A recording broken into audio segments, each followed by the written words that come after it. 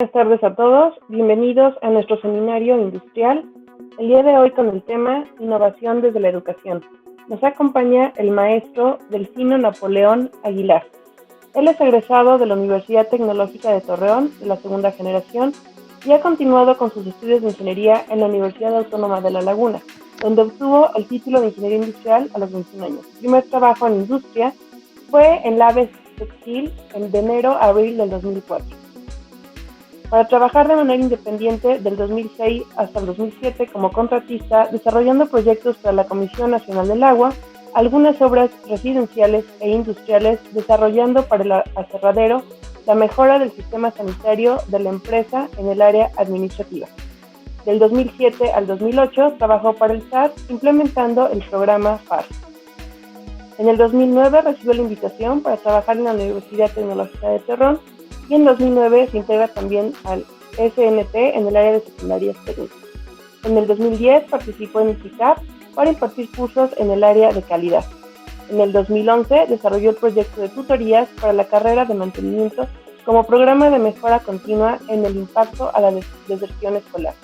En el 2012 recibió el reconocimiento del Tecnológico de Monterrey al finalizar el diplomado de herramientas metodológicas para la formación basada en competencias. Y en el 2016 se integra a la Universidad de Coahuila como catedrático en la carrera de Ingeniería Industrial. En 2017 recibe la invitación a presentarse en el foro académico como reconocimiento a su trayectoria académica. Sin más preámbulo, le damos la más cordial bienvenida. Hola, ¿qué tal a todos? Espero que se encuentren bien de salud el día de hoy. Entonces, bueno, yo les platico que creo a Acacia Consultores y hace un tiempo para acá he decidido ya meterme de plano a la educación y junto con unos hermanos he desarrollado lo que es el Instituto de Filosofía y Ciencias Hipatia de Alejandría, donde nos vamos a dedicar a la educación. Pero bueno, este es un punto de aparte. Esto se los digo porque yo vengo de una familia en donde mucho tiempo nos dijeron que nosotros no podíamos emprender, que nosotros iba a ser muy difícil para nosotros llegar a tener este desarrollo de tener nuestro propio negocio o de tener nuestro propio emprendimiento. Y esto es algo que tenemos que dejar muy claro, ¿no? O sea, emprender todo el mundo lo puede hacer si así se lo propone. El día de hoy voy a empezar a platicar con ustedes lo que es innovación desde la educación. Y bueno, ya sin platicarles un poco más, vamos a entrar de plano a la conferencia. Voy a empezar con ustedes a definir qué es innovación. Innovación la podemos definir o podemos decir que es un proceso que desarrolla e introduce novedades y que como consecuencia nos lleva a modificar elementos existentes, siempre con el fin de mejorarlos. Aunque también es posible utilizar esta palabra para la implementación de elementos totalmente nuevos, es decir, innovar la podemos utilizar en elementos que ya existen o en algo que vamos a crear. Yo les platicaba un poco que vengo de una familia que nos decía que era muy complicado para nosotros emprender. Y ahorita hablando de innovación, yo les preguntaría, y bueno, pues ahorita no me van a contestar porque no estamos en vivo y sería un poco complejo. Yo les preguntaría, ¿dónde tenemos que innovar? Si tenemos que innovar en la escuela, con nuevas metodologías, si tenemos que innovar el modelo curricular que actualmente tiene México, con la intención de modificar los contenidos, o si tenemos que innovar en la cultura que traen nuestros alumnos a los salones, hablando de paradigmas que el alumno trae desde la familia, ¿no? Como este paradigma que yo les platicaba, o sea, yo creo que a muchos de los que están ahorita en la conferencia se van a identificar con esa frase de decirles que la familia o los amigos son los que nos dicen que no podemos emprender, o sea, que nosotros tenemos muy complicado el emprender.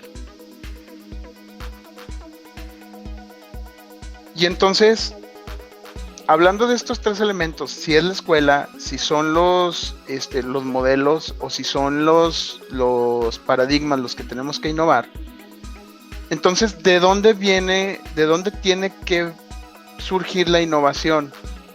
yo en lo personal creo que el principal reto es vencer primero los paradigmas en el alumno. Creo que esos son los primeros paradigmas que tenemos que vencer. El decir que tú no puedes hacer las cosas o el decir que tú no debes hacer las cosas porque falta dinero, creo que es una de las graves problemáticas que le metemos de chip a los hijos. Les voy a decir algo, ahorita en la conferencia les pasé el link a mis hijos, ahorita están ahí conectados y están escuchando la conferencia. En cada conferencia que yo voy a hablarles a los chavos, trato que ellos estén presentes también, porque creo que es muy importante que tengamos en cuenta que mientras se pueda soñar, lo podemos lograr. Eso es muy importante en la cuestión del emprendimiento. Estos son artículos, yo creo que voy a tocar fibras sensibles en algunas personas y algunos de los que estén presentes ni siquiera los han visto. Yo no soy muy longevo de edad, bueno, les voy a decir mi edad, estoy por cumplir 40 años. Pero a mí me tocó ver a mi abuelo en un camión de estos. Este camión que mi abuelo tenía era un Ford del 32 de manivela. ¿Qué es la manivela? La manivela es este artículo, este que ven aquí, así se echaban a andar los carros. Estoy platicándoles un poquito de esto porque bueno, pues me llama la atención la innovación que hemos tenido a grado de que ya los autos se echan a andar con un botón. Esta era la televisión que a mí me tocó también, vea, pues, la prendíamos, salíamos a jugar un rato y luego regresábamos en lo que se calentaban los bulbos o no sé qué sería, porque la imagen nada más proyectaba un puntito en blanco. Esta fue otra televisión, que ya la mayoría de ustedes ahorita van a conocer los televisores planos o ya inteligentes. Y esto que ven acá, pues era nuestro equipo modular. Era una consola con discos de revolución de 60 y 30. Entonces yo recuerdo que en la casa de mi abuela poníamos música, pero teníamos que poner el disco o el radio. Esto era todo lo que teníamos acceso en tecnología. Esto me lleva a platicarles que la mayoría, a los que ya están aquí como docentes, que hay dos caminos, ¿no? Lo que son los nativos tecnológicos y lo que son los migrantes tecnológicos. Los nativos tecnológicos, según algunos autores, los consideran los nacidos a partir de 1990. Si echamos cuentas, a partir de 1990 hacia acá, muchos alumnos que tendremos en universidades ahorita son los nativos tecnológicos. Sin embargo, los docentes que ahorita están viviendo o compartiendo el espacio con estos nativos tecnológicos, vamos a ser migrantes tecnológicos, que son personas mayores a 35 años. Es decir, hay maestros que en su vida habían utilizado una plataforma como esta con la que estamos utilizando para platicar ustedes y yo, y que sin embargo causas de fenómenos como la pandemia, aquí está, es un chiste gráfico, ojalá y les guste, pandemia, así como la pandemia, han orillado a estos maestros a utilizar estas plataformas. Y entonces estos migrantes tecnológicos nos hemos consolidado cada vez más. Tenemos que evolucionar. O sea, todavía nos queda, a estos que tenemos de 35 años en adelante, todavía nos quedan al menos 25 años más de servicio, o quizá 20 en algunos casos. Y tenemos que aprender a utilizar estas nuevas tecnologías. Entonces, este punto yo lo puse como referencia a lo que es la pandemia, con la intención de hacer ver que nos han orillado al uso tecnológico. Hemos tenido el uso de plataformas muy disruptivas como Netflix, como Facebook, como algunas plataformas para... Ya no tenemos que salir de casa, vamos, para pagar la luz, el agua, el teléfono. Todo lo podemos hacer o por teléfono o en línea. Y quizá los nativos tecnológicos lo tengan más presente. Pero ¿qué hay de aquellas personas que son migrantes tecnológicos? Tienen que adaptarse. Y es donde vuelvo al punto de partida de decir que si ahorita tenemos en las aulas nativos tecnológicos que están siendo educados por migrantes tecnológicos, entonces ¿dónde está la evolución? si el nativo tecnológico puedo hablar que usa mejor la tecnología que un migrante tecnológico. O sea, el migrante tecnológico tiene que ponerse a la par del alumno porque el alumno en dado momento pues va a tender a superar esta parte. Hasta que se emparejen, claro, hasta que algún nativo tecnológico empiece a dar, ¿por qué no?, clases en alguna universidad y bueno, esté más emparejado con la tecnología. Pero ahora el punto sería, estas innovaciones tecnológicas nos van a ir superando cada día más, o más rápido. Yo les pongo un ejemplo. Aquí creo que lo primero que tenemos que definir es que no todos los emprendedores crean startups. Déjenme se los explico por qué. Porque el día de hoy, el hablar de la tecnología es con la intención de hacerles ver a ustedes que la mayoría de los emprendimientos se están dando hacia las tecnologías disruptivas. Aquí hay dos ejemplos, tenemos Facebook y Uber, y una tecnología disruptiva es aquella que nos cambia la forma de ver las cosas. Acá por donde yo vivo había un tiro muy fuerte entre los taxistas y los Uber, entre que por qué Uber iba a entrar a dar el servicio de transporte. Y la opción era muy clara, ¿no? O sea, la forma de manejar, la forma en que tratan al cliente, la forma en que llamas al vehículo. O sea, había muchas cosas que Uber había hecho o que Uber hizo que fuera una plataforma disruptiva.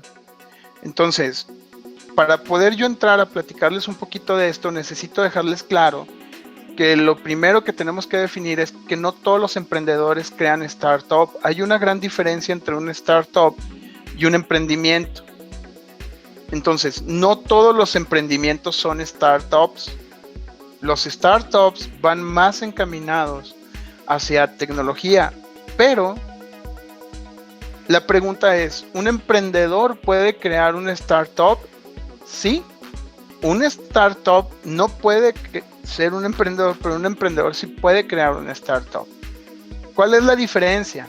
La diferencia es que una startup no tiene una idea clara de negocio. Sí tiene una idea de negocio, pero no tiene conocimiento en cómo lo va a vender, a quién se lo va a vender, quiénes son sus clientes potenciales.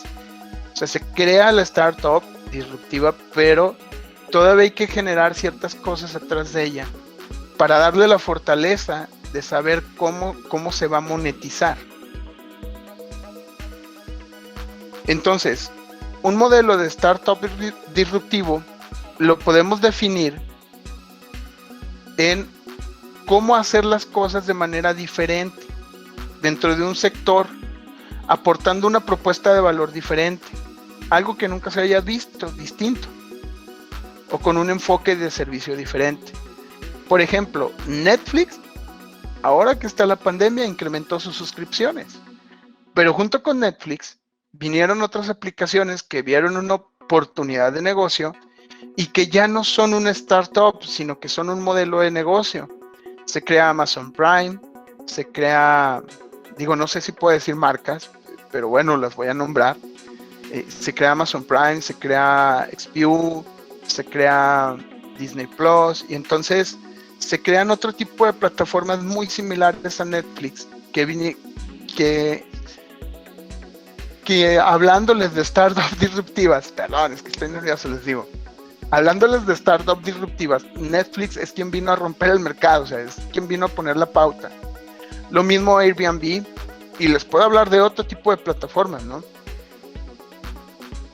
Vienen a aplicaciones, también son parte de, pero quizá esta es la idea que se vuelve disruptiva. Les quiero platicar esto también para poder definir en dónde está el cambio de paradigma, si lo tenemos que hacer en la escuela, si lo tenemos que hacer en los modelos curriculares, si lo tenemos que hacer en el paradigma del alumno. Esto que ven ustedes son solicitudes de patentes que el INPI nos marca que está desde 1993 al año 2000. En 1993, empezamos con casi 8,000 solicitudes y nuestro punto más alto fue para el 2014 con 18,000 solicitudes de patentes. Y vino a la baja vamos, el 2020 se entiende por aquello de la pandemia, donde un cese de actividades, quizá no se consolidó. Aquí yo el 2020 lo dejaría hasta ver los nuevos números, pero no lo consideraría total por el hecho de que tuvieron alrededor de unos 3 meses inactivos.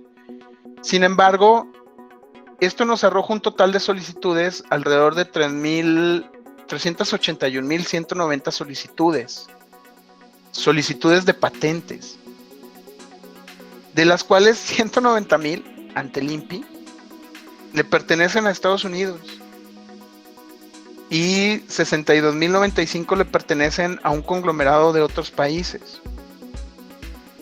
Bueno, de estos números, de estos 381.000, 22.790 le pertenecen a México.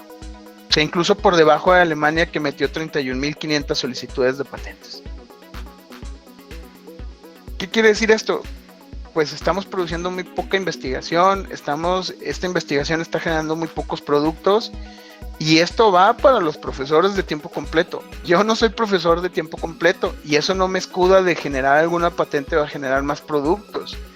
Pero los que sí estarían obligados por su estatus de profesor de tiempo completo, pues son estos mismos con esta categoría. Ahora, déjenme les comento, de estos 22.790, en el 2020 se presentaron algunas solicitudes, de las cuales me llama la atención que de estos 14 principales usuarios para el 2020, 10 son universidades. O sea, estamos hablando de la Universidad Autónoma Metropolitana, de la Benemérita de Puebla, del Instituto Politécnico, ¿de quién más? De la UNAM, Universidad Nacional Autónoma de México, de la Universidad Autónoma de Nuevo León. Entonces, pero créanme, o sea, es muy poco esta productividad en referencia a la cantidad de universidades que hay en México. Si estamos teniendo cantidad de universidades, y no sé si pueda decir que muy poca calidad en investigación. O sea, no estamos generando realmente patentes. No estamos generando nada de solicitudes de patentes. Y esto es preocupante, porque a pesar de que sí, los principales usuarios son universidades, de estos 14 principales usuarios, 10 son universidades. Ahora, estamos hablando de que 7, alrededor de 6 o 7 usuarios principales tienen solamente 5 patentes. O sea, entonces, ¿qué está pasando con la investigación? Aquí es donde entra realmente esta situación de ver si es un paradigma en la escuela, si es un paradigma en los modelos que no permite desarrollar esta investigación, voltear a ver nuestros temarios y revisar si estos temarios nos están orillando a que motivemos al alumno a investigar y crear, o si realmente el alumno viene ya con un chip de solamente terminar la carrera y punto, no hacer investigación, no hacer absolutamente nada. Esto es de cuidado.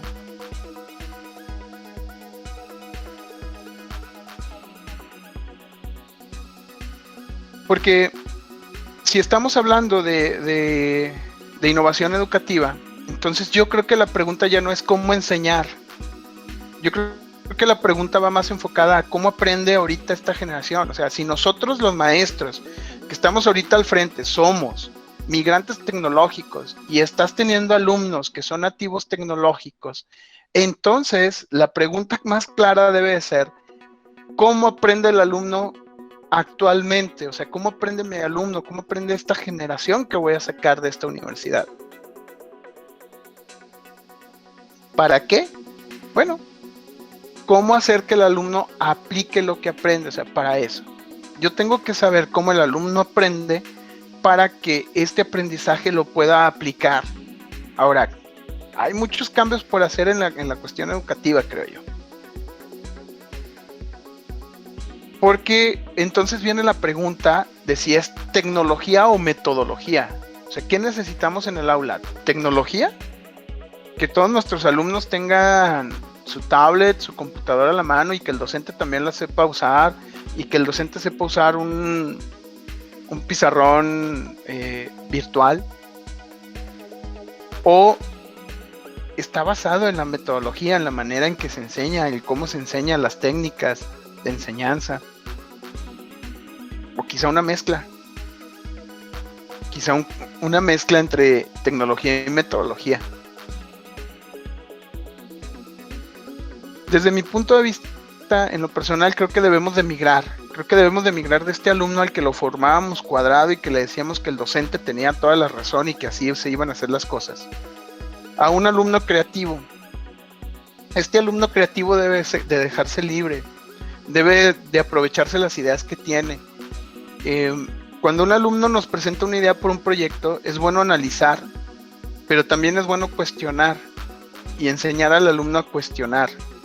Creo que esa parte es de las más importantes, el no formar alumnos cuadrados.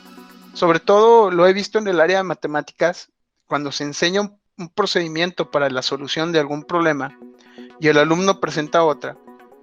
Hay una discrepancia y a veces hay hasta reprobados por el hecho de no utilizar la metodología que el docente le enseñó al alumno, la forma de resolver el problema. Pero si al final de cuentas el alumno llegó a la solución del problema, bueno, pues creo que es válido, ¿no? El poderle desarrollar a los alumnos esta forma de pensar, de no dejarlo cuadrado, sino dejarlo un poco más creativo, nos va a llevar a tener alumnos que puedan generar una startup o que puedan ser emprendedores. Esto es aprovechar los concursos. Digo, aquí puse un flyer que dice 8º concurso de emprendimiento universitario, y yo sé que ya hay eventos, yo sé que ya hay concursos, pero aquí es donde debemos de ver la educación multidisciplinaria. Este concepto no se había usado, yo creo que lo estoy usando por primera vez aquí, lo que es la educación multidisciplinaria. Y el crear un proyecto no implica que un solo maestro lleve a cabo todo el proceso. Es decir, el alumno puede tener la idea y habrá alguien que se encargue de coordinar este proyecto como el maestro, pero ese maestro tiene que apoyarse en las demás especialidades de los demás compañeros. Esta educación multidisciplinaria nos ayudará a formar al alumno de diferentes competencias en práctica, y esto lo vamos a ver un poco más adelante en la presentación. Es muy importante que entendamos que como maestro yo solo tengo todas las respuestas a este proyecto. Acuérdense que tenemos que sacar en un proyecto lo que es la tasa interna de retorno, el valor presente neto, lo que es el modelo de negocio. Entonces, todos estos aspectos, en lo personal, yo no soy un contador o un evaluador financiero como para poder estimar lo que es una tasa interna de retorno o lo que es un valor presente neto, aunque sé cómo se hacen. En lo personal, yo le diría a mi alumno asesorado que fuera a pedir esta información con algún compañero que fuese contador o que tuviera una especialidad más cercana a este punto. Si va a armar un circuito eléctrico, entonces pues que vaya con algún maestro que le dé esta especialidad.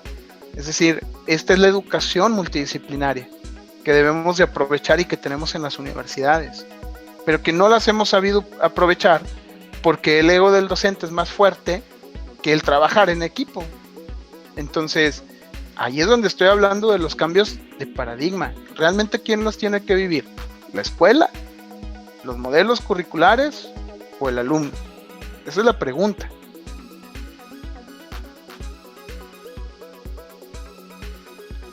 Les pongo un ejemplo.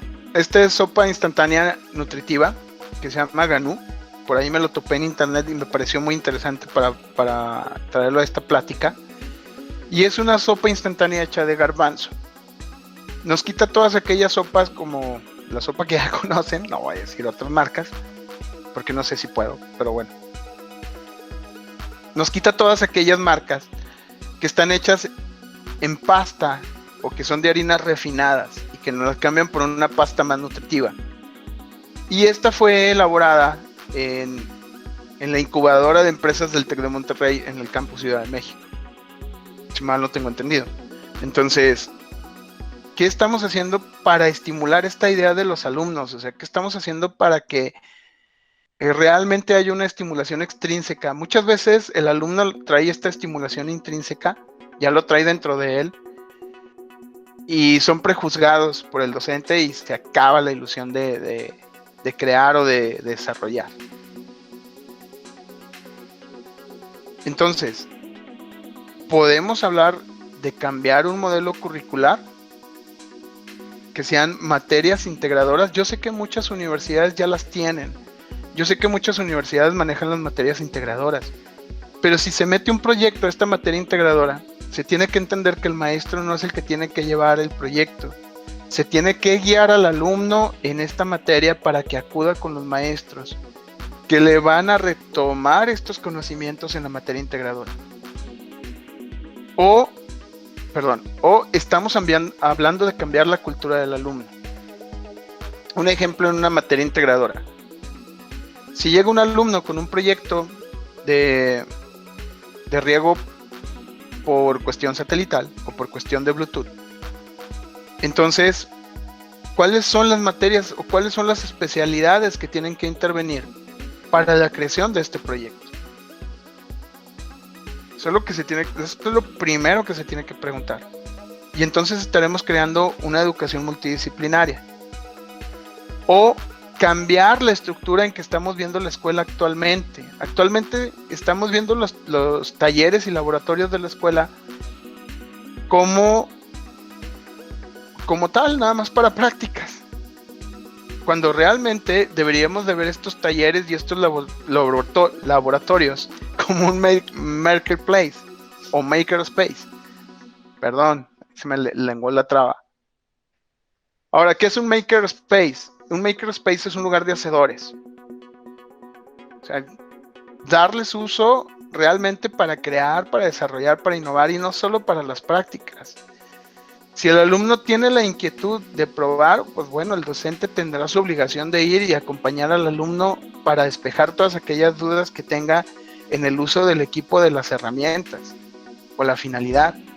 Entonces, también hay los hubs de emprendimiento, que también sería interesante ver si se pueden introducir dentro de las universidades a través de esta educación que les estoy hablando, que se llama pues educación multidisciplinaria.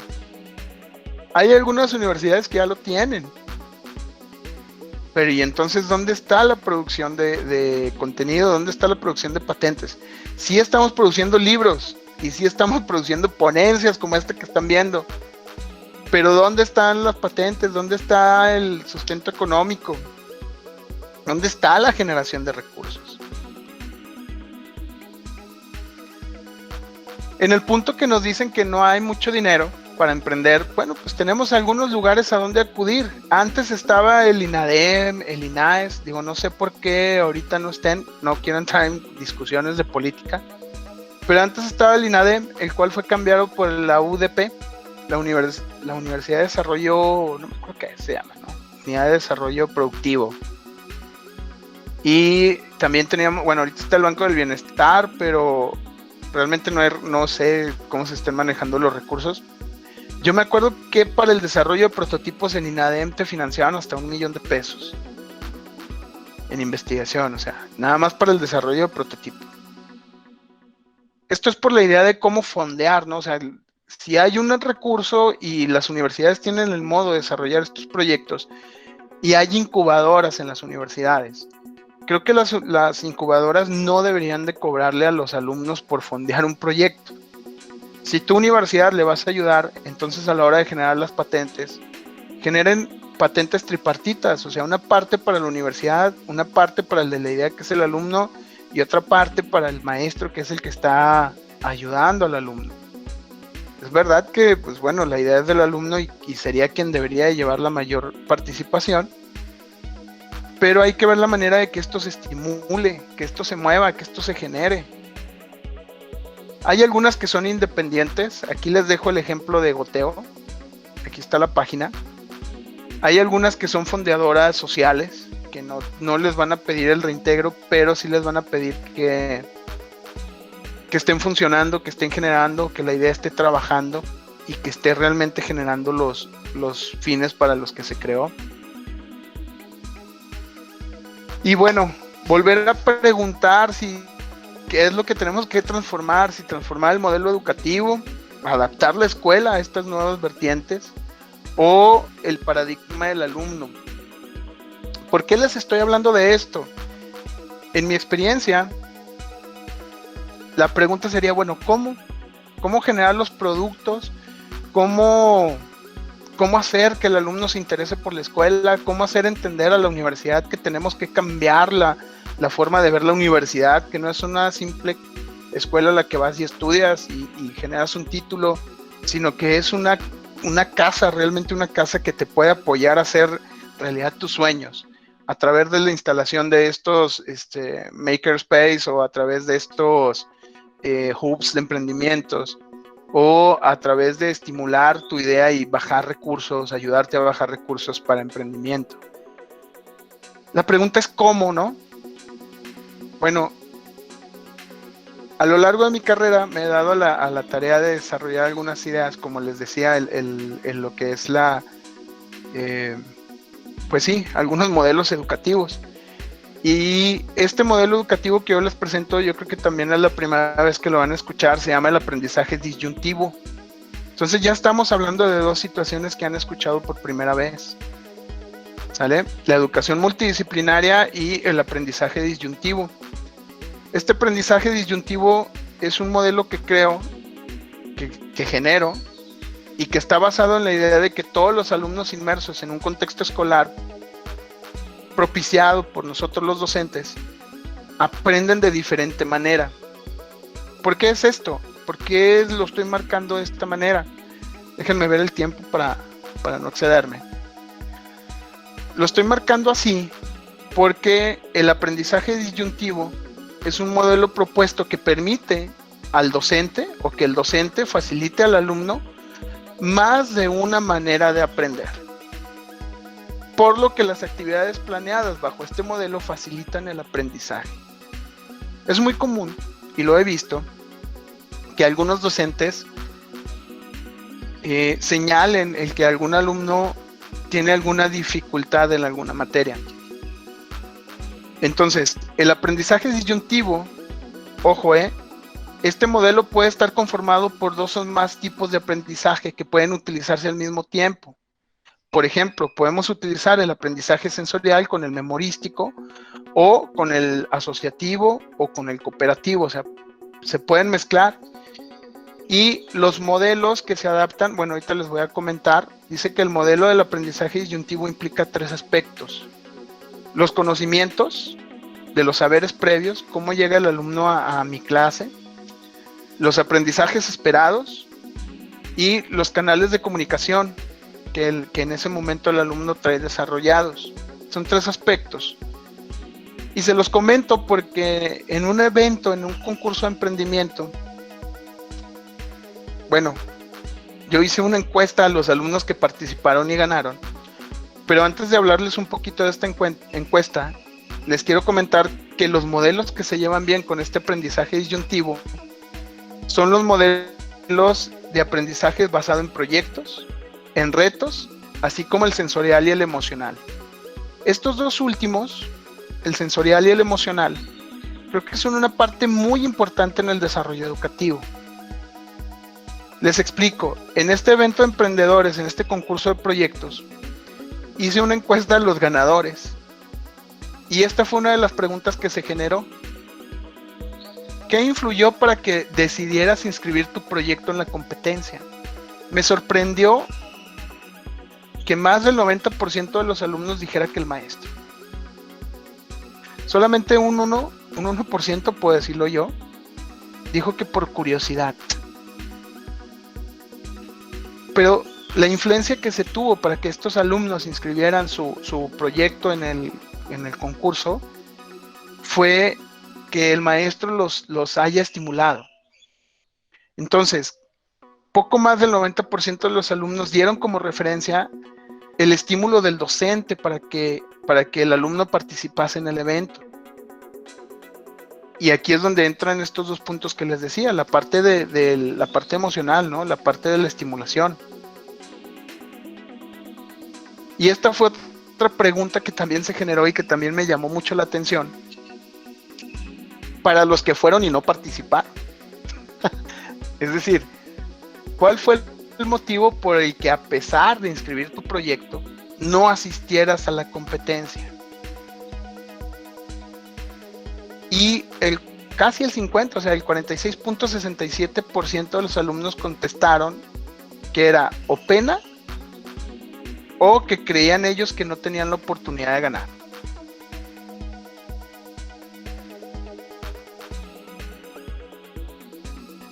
Y esto es de llamar la atención, porque en el punto D, en esta gráfica, que son 8 de los 15 encuestados, no tenían el proyecto terminado. O sea, se inscribieron y no terminaron el proyecto a tiempo. Entonces, ¿por qué no lo terminaron a tiempo? Entonces les comento, este aprendizaje disyuntivo y su aplicación en el desarrollo de actividades, el primer punto a cumplir es la estimulación extrínseca del factor emocional del alumno, ya que es un catalizador para la realización de actividades dentro y fuera del salón. Y el segundo punto, el poder participar en la dinámica de los aprendizajes sobre retos o sobre proyectos. Entonces, estos dos elementos, el estimular y el crear retos o proyectos, ayudan a que los alumnos se integren desde su área de oportunidad. O sea, así yo ya no tengo que evaluar a un alumno en matemáticas y pensar que está mal por el hecho de que no se le den las matemáticas. O sea, el hecho de que no se le den las matemáticas o alguna otra materia no quiere decir que no tenga habilidades en otras. Cuestión de buscarle el punto al alumno para que éste pueda desarrollar sus habilidades y por ahí introducir los conocimientos. Estoy hablando de alimentos, tengo hambre. Por ahí introducir los aprendizajes que el alumno necesita en matemáticas. Entonces, resumiendo, los alumnos cuentan con diferentes habilidades, esto es verdad, las cuales les pueden facilitar el desarrollo positivo en algunas materias, pero le pueden dificultar el desarrollo en algunas otras. 2. En aquellas materias en que el alumno no desarrolla favorablemente,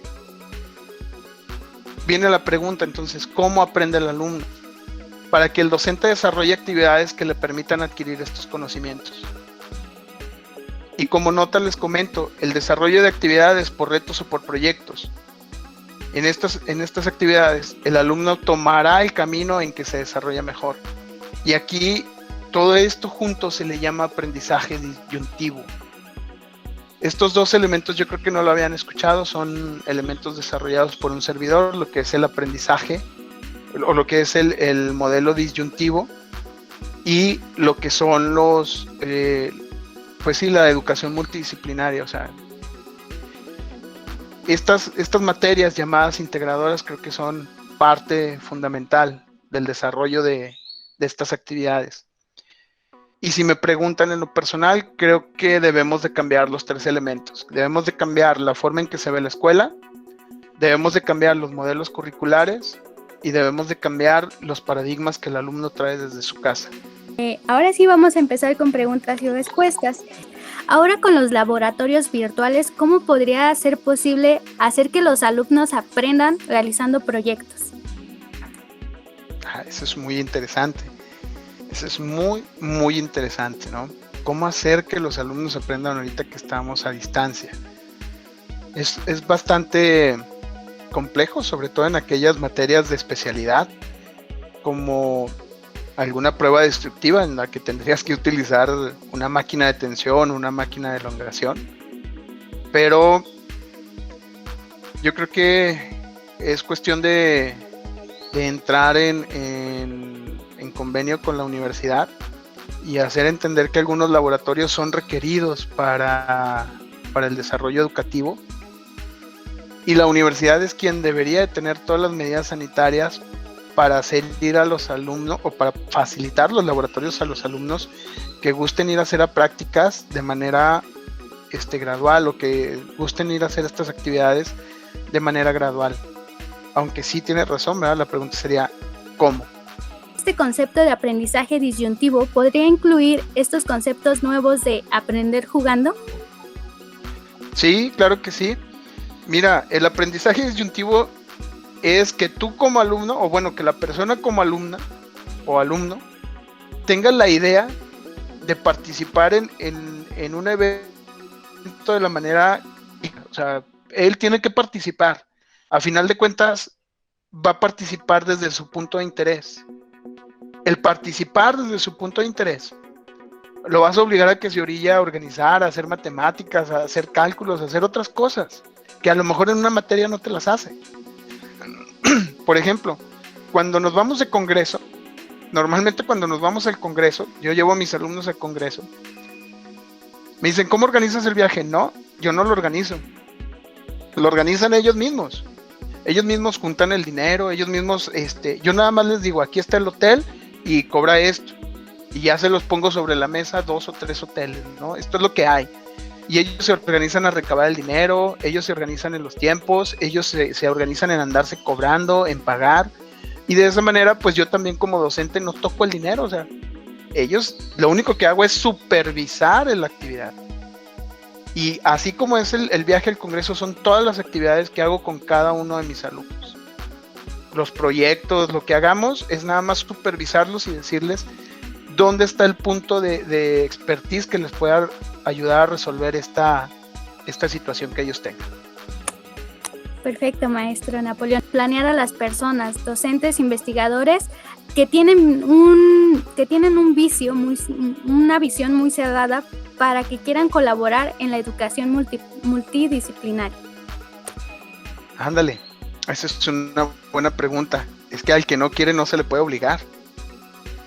Entonces, ahí la inteligencia emocional debe estar con la persona que va a solicitar su ayuda, y si ellos no quieren participar, pues buscar quien sí quiera, ¿no? Es como la pareja, pues tú no quieres conmigo, pero yo sí quiero contigo, pero ya me puso en la friend zone, bueno, pues ni modo.